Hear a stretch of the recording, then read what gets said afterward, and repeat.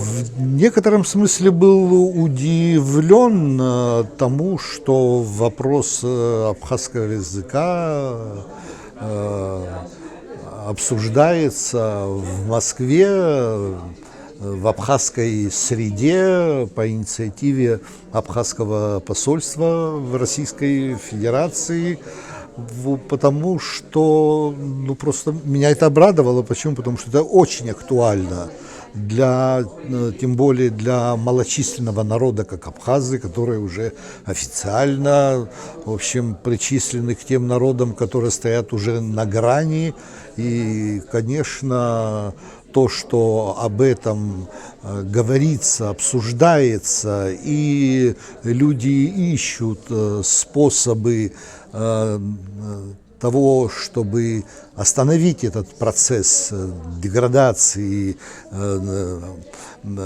потери абхазского языка, потери самосознания, самоощущения, такая тяга к возрождению и языка, и в целом национальной культуры, разумеется, вселяет надежды, что и в Абхазии, в нашей столице, в нашем руководстве, что это тоже найдет живой отклик, и наши опасения, что за экономическими вопросами, за материальными вопросами, что гуманитарная сторона существования народа не будет забыта, и что и не только о хлебе насущном мы будем заботиться. Язык есть народ, и наоборот.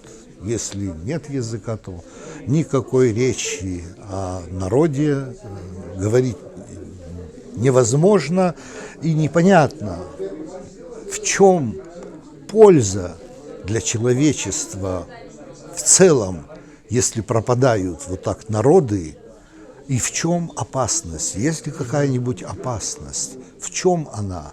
Может быть, она пока не видна нашему глазу, нашей мысли, а может быть, мы через какое-то время можем очень крепко пожалеть,